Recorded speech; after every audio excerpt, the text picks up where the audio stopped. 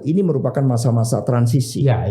yang harus dipersiapkan dengan sebaik-baiknya. Matang gitu ya. Ya jangan sampai seperti di DKI, tidak terjadi kesinambungan antara pemerintahan Pak Jokowi dulu dengan Pak Anies. Kalau di Surabaya kan terjadi suatu proses yang smooth antara apa yang dilakukan oleh Bu Risma dengan Pak Eri Cahyadi.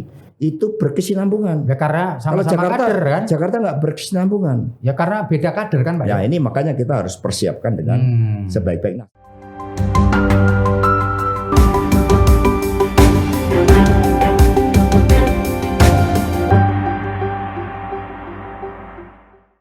Assalamualaikum warahmatullahi wabarakatuh. Salam damai sejahtera buat kita semua. Shalom, Om Swastiastu, Namo Buddhaya, dan salam kebajikan. Tribuners, bertemu lagi dengan saya Feby Mahendra Putra, Direktur Pemberitaan Tribun Network. Kebetulan pada saat ini saya berada di kota Surabaya, Jawa Timur.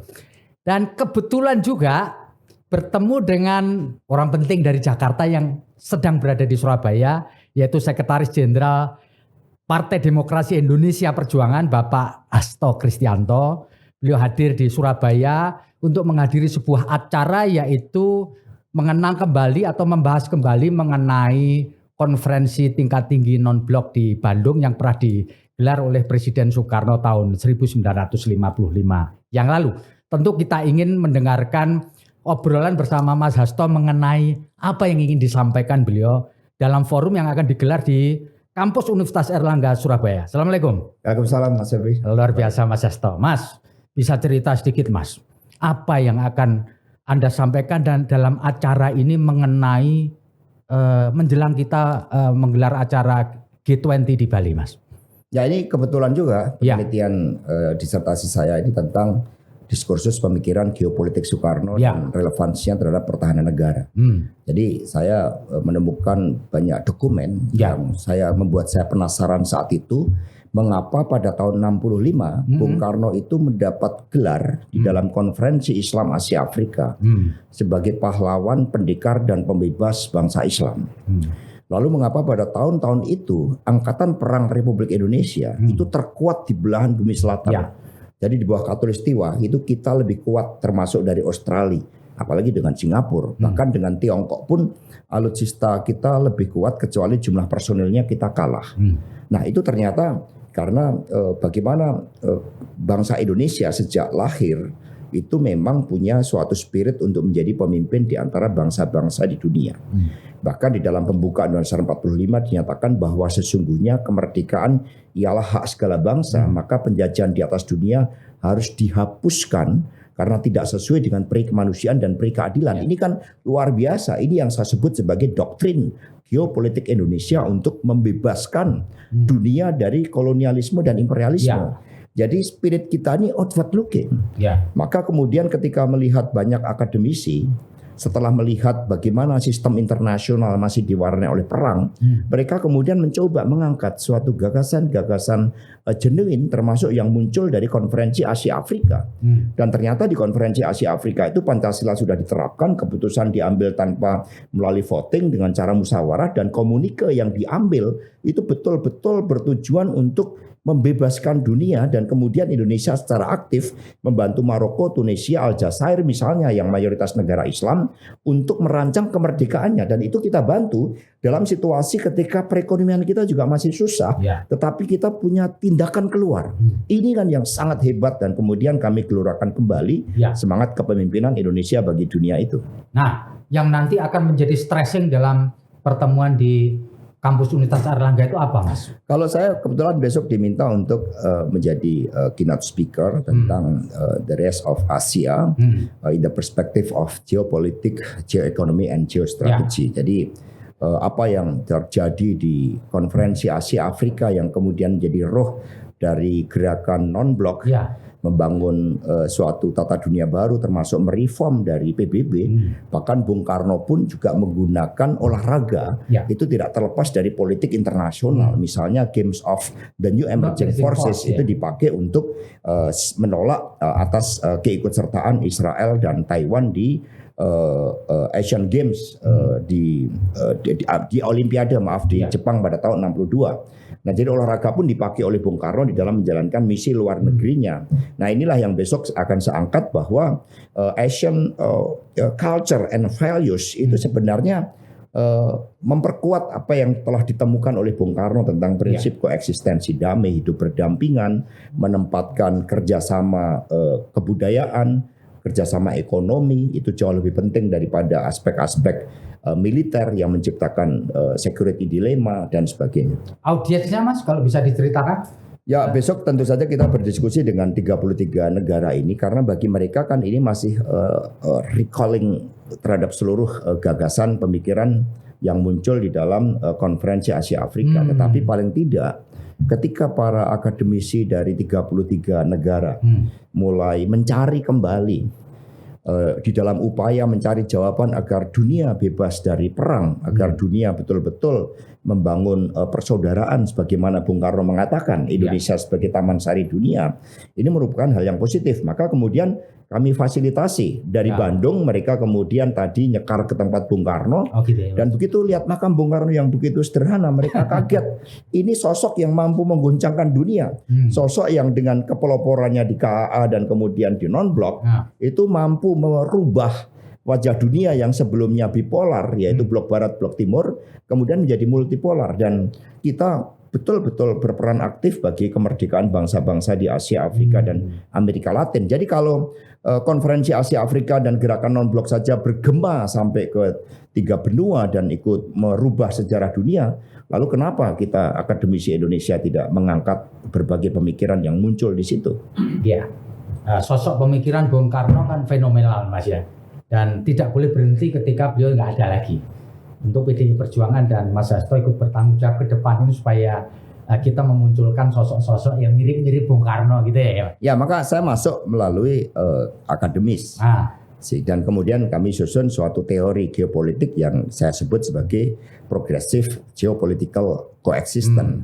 Dengan masuk di dalam ranah akademis maka bisa dipertanggungjawabkan terhadap seluruh konstruksi pemikiran teoritik atas gagasan-gagasan Bung Karno tersebut dan juga bisa diuji. Metodologinya bisa diuji. Ini nanti bisa dilakukan misalnya untuk strategi komunikasi politik Bung Karno dalam pembebasan Irian Barat misalnya, politik luar negeri bebas aktif yang ternyata relevan, gagasan untuk mereform sistem internasional dengan menempatkan PBB, semua bisa menjadi kajian-kajian akademis yang menarik dan itu berarti gagasan Bung Karno akan selalu relevan karena memang Bung Karno visioner. Ya, gagasan Bung Karno ini kan tetap harus realis dijalankan lah Mas.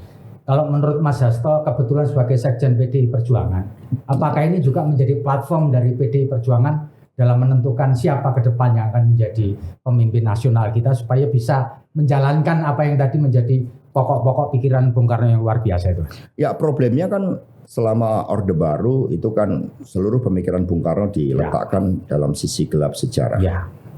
Bahkan kemudian di PDI Perjuangan pun karena dampak desoekarnoisasi untuk menempatkan Bung Karno pemikirannya di dalam konstruksi konstitusi partai aja kami perlu waktu 4 kali kongres 20 tahun hanya untuk memasukkan Bung Karno dan pemikirannya di ADRT. Sehingga secara ideal memang pemikiran Bung Karno yang dikaji secara akademis itu menjadi bagian dari platform tidak hanya PDI Perjuangan tetapi juga arah masa depan bangsa dan negara. Bahkan yang kadang-kadang kita kalau orang Jawa itu gelo, itu ketika Ibu Mega bertemu dengan Deng Xiaoping. Dan melihat progres kemajuan Republik Tiongkok yang seperti itu dengan sosialisme yang berkarakter Tiongkok dan sekarang hegemoni dari Tiongkok itu luar biasa, mampu hadir sebagai bangsa berdaulat bahkan di dalam mengatasi kemiskinan ekstrem pun mereka bisa. Lalu Deng Xiaoping mengatakan, loh justru kami menjalankan pemikiran-pemikiran Bung Karno. Nah ini bagaimana kita sendiri? Maka ke depan memang setelah kami melakukan langkah-langkah konsolidasi dan kemudian menggali kembali seluruh pemikiran-pemikiran Bung Karno secara akademis, maka diharapkan ini juga akan menjadi bagian dari visi misi calon presiden dan calon wakil yang akan diusung oleh PDI Perjuangan. Dan kami sudah siapkan, progresnya kalau sekitar mungkin sekarang udah 85%. Jadi konsepnya yang sudah siap ya? Konsepnya udah siap. Orangnya belum? Orangnya terus digodok. Digodok dan kemudian juga ada terang spiritual, ada terang kerakyatan, sehingga nanti mereka yang nanti diputuskan oleh Bu Mega itu betul-betul mampu memegang tongkat komando untuk memimpin haluan Indonesia yang begitu besar ini. Kalau ibarat BMKG gitu, kira-kira kapan Mas? Ancar-ancarnya PDI akan menentukan sikap itu kapan kira-kira aja? Nah, politik kan nggak boleh kehilangan konteks, Mas Febi. Konteks sosial politik saat ini, ini kan dampak pandemi belum sepenuhnya selesai. Kemudian perang Rusia Ukraina, resesi global ya. Krisis pangan, krisis energi, yang kemudian krisis ekonomi.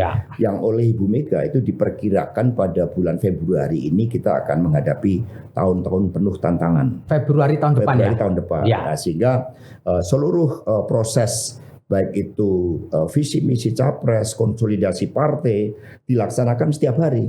Sambil kita melihat bahwa upaya untuk mengatasi ekonomi ini harus menjadi skala prioritas kita. Oh, jadi prioritas sekiranya ke depan ya. Kita bisa betul-betul melewati seluruh tantangan itu. Ya misalnya katakanlah bulan Desember ternyata pertumbuhan ekonomi kita melonjak drastis, bagus, sehingga bulan Februari kita pastikan bisa kita atasi seluruh tekanan dari global, maka itu bisa dipercepat. Tetapi itu kalkulasi Bu Mega yang nanti akan menentukan. Jadi intinya bagaimana kita melihat persoalan yang lebih utama dulu yang kita selesaikan ya. Betul sekali, karena apapun Pak Jokowi kan juga harus membuat legacy, bukan hanya dalam infrastruktur. Pemilu 2024 ini terjadi regenerasi yang menyeluruh. Pak Jokowi sudah 2 periode. Kemudian di DPR-nya juga terjadi banyak regenerasi, di PDI pun rata-rata itu hampir 40% anggota DPR baru. Di rakyat pun terjadi regenerasi, munculnya generasi milenial, generasi C. Nah, sehingga ini merupakan masa-masa transisi yang harus dipersiapkan dengan sebaik-baiknya. Matang gitu ya. Ya, jangan sampai seperti di DKI. Tidak terjadi kesinambungan antara pemerintahan Pak Jokowi dulu dengan Pak Anies. Kalau di Surabaya kan terjadi suatu proses yang smooth antara apa yang dilakukan oleh Bu Risma dengan Pak Eri Cahyadi. Itu berkesinambungan. Ya karena sama-sama kader kan. Jakarta nggak berkesinambungan. Ya karena beda kader kan Pak. Ya ini makanya kita harus persiapkan dengan sebaik-baik. Nah, sambil menunggu itu, saat ini seluruh konsepsi tentang pemerintahan negara ke depan disiapkan. Kami membentuk tim gabungan, ada Megawati Institute, ada Balitpus PDI Perjuangan yang sudah link up dengan timnya Istana. Jadi beberapa timnya dari Pak Jokowi sudah memberikan masukan kepada kami terhadap kesinambungan arah kebijakan antara Pak Jokowi dengan nanti calon pemimpin yang disiapkan oleh PDI Perjuangan. Jadi intinya PDI Perjuangan nanti akan menyiapkan calon pemimpin yang bisa menyambung antara yang sudah dilakukan. Bukan nanti, sekarang sudah dipersiapkan. Kita kan punya sekolah partai, kita punya. Jadi intinya supaya nanti bisa nyambung apa yang sudah dikerjakan 10 tahun ini, nggak seperti terjadi di DKI gitu ya. Bahkan menyambung sejak gagasan dari pendiri bangsa, dari Bung Karno, Bung Hatta, kemudian ke Ibu Mega, Pak Jokowi dan pemimpin yang akan datang. Harus satu kesatuan nafas kepemimpinan untuk Indonesia Raya. Mas Hasto, bagaimana Mas Hasto dan PDI Perjuangan melihat dinamika politik yang sekarang mengharu biru ya? Karena ada beberapa kelompok yang sudah melontarkan nama, lalu kemudian melakukan manuver gitu. Menurut PDI Perjuangan kembali pada oke saja atau bagaimana? Kalau dalam konteks dinamika itu biasa, tapi mari kita harus lihat kembali. Jadi politik ini untuk apa sih? Politik ini kan membangun peradaban untuk kemajuan bangsa dan negara. Mengapa kita harus punya tekad untuk membangun kemajuan? Karena kita punya tanggung jawab bagi masyarakat Indonesia dan juga bagi dunia. Nah, sayangnya ada beberapa partai yang terlalu tergesa-gesa, sehingga tidak melihat konteks. Ada yang berpikir kalau saya mencalonkan si A, kemudian akan mendapatkan apa yang disebut sebagai kotel efek. Partainya terdorong efek ekor jas ya, Pak. Efek ekor jas. Jadi ambisinya itu adalah ambisi elektoral, bukan ambisi bagaimana membangun Indonesia ini dengan sebaik-baiknya. Kalau PDI Perjuangan dalam politik nggak ada jalan pintas. Kita nggak bisa dari 7% tiba-tiba naik 21% itu nggak ada dalam politik yang kontestasinya sangat kuat. Politik itu membangun, bagikan kita membangun rumah, menata batu-batu peradaban dengan baik, dengan penuh kesabaran. Tidak bisa instan ya, Pak? Tidak bisa instan, apalagi dengan cara manipulatif, cara menggunakan kekuasaan. Politik itu harus organik, tumbuh dari dalam melalui suatu proses rekrutmen, kaderisasi, pendidikan politik. Itu yang dilakukan oleh PDI. Oke. Mas Hasto selalu hadir dalam kesempatan 2 parpol ulang tahun, Golkar sama Perindo. Kemarin Mas Hasto hadir kan ya? Nah, kalau diundang kami selalu hadir. Enggak, artinya hadir. Di sana Pak Jokowi menyampaikan pidato-pidato yang sekarang menjadi perhatian orang. Satu, kemudian di Golkar, lalu kemudian di Perindo.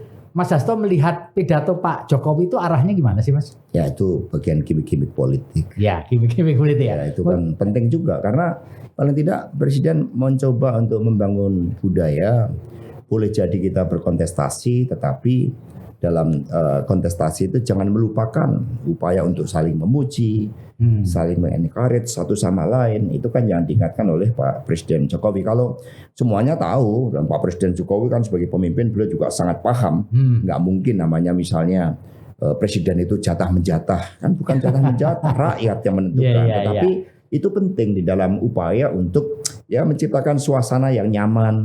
Ya, di dalam forum-forum politik agar cair tidak terlalu kaku gitu. Jadi kita juga nanggapinya cair aja, kayak Gus Dur saja gitu aja kok repot. Gimik politik yang luar biasa ya.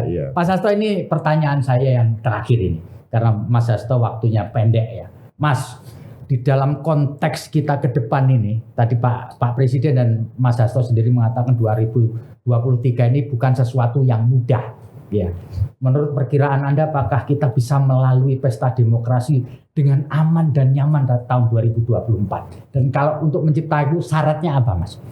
Penting ini, Mas. Ya, PDI Perjuangan sendiri kan selalu bertekad untuk menjadi penopang bagi ketenteraman, keamanan masyarakat itu. Dan kami telah memberikan contoh ketika kantor partai diserang pun kami tidak melakukan revolusi. Kami justru menempuh jalan hukum. Sehingga yang penting sekarang bagaimana menurunnya kepercayaan masyarakat itu terhadap aparat penegak hukum. Itu harus cepatnya kita dipulihkan atasi. Kita pulihkan kembali karena apapun hukum ini menjadi penopang ya di dalam tertib masyarakat, ketenteraman, keamanan masyarakat. Dan kemudian kami meyakini bahwa rakyat Indonesia itu sudah sangat dewasa, bahkan yang sering tidak siap itu justru elit politiknya.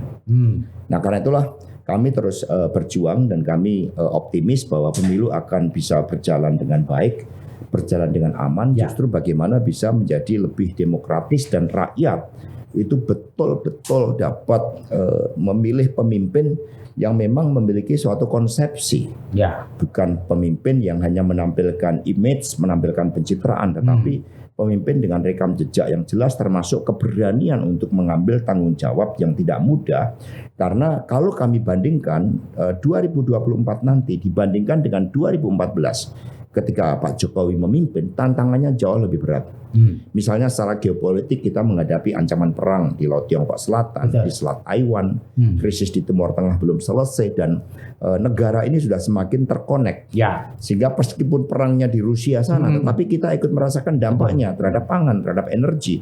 Rupiah kita kemudian juga melemah. Nah, ini yang menjadi tanggung jawab ke depan. Karena itulah menjadi relevan bagi kita sebagai bangsa.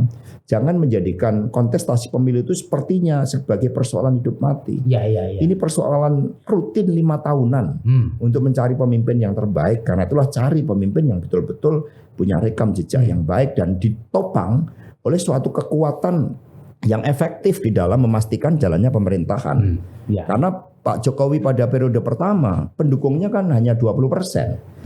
Sehingga kemudian terjadi tsunami politik ketika Pak Jokowi yang didukung penuh oleh rakyat, tetapi kemudian di parlemen, di DPR RI, pimpinan dewan dan alat kelengkapan dikuasai oleh kelompok yang belum menerima kekalahan pemilu saat itu. Sehingga Pak Jokowi perlu waktu 1,5 tahun untuk melakukan konsolidasi dengan DPR. Ke depan nggak boleh terjadi, maka calon presiden selain rekam jejaknya baik, komitmennya terhadap masa depan, tanggung jawabnya harus juga di backup oleh kekuatan partai politik untuk memastikan efektivitas jalannya pemerintahan. Kalau itu terjadi, stabil semuanya. Jadi itu yang harus untuk menjadikan stabil ke depan, maka pemilu ke depan ini harus mendapatkan dukungan yang cukup dari parlemen. Betul. Dan PDI terus membangun komunikasi politik, silaturahim agar kekuatan nanti yang mengusung capres dan cawapres ini memang kekuatan yang memastikan pemerintahan bisa bekerja cepat dan kita mengejar ketertinggalan kita dengan negara tetangga. Misalnya dalam pendidikan kita masih kalah jauh dengan Singapura, kita masih kalah dengan Malaysia. Ini yang harus kita buka apa adanya supaya muncul suatu driving force bagi kita untuk mendorong kemajuan bagi seluruh komponen bangsa. Oke, ya. Baik Tribuners, terima kasih.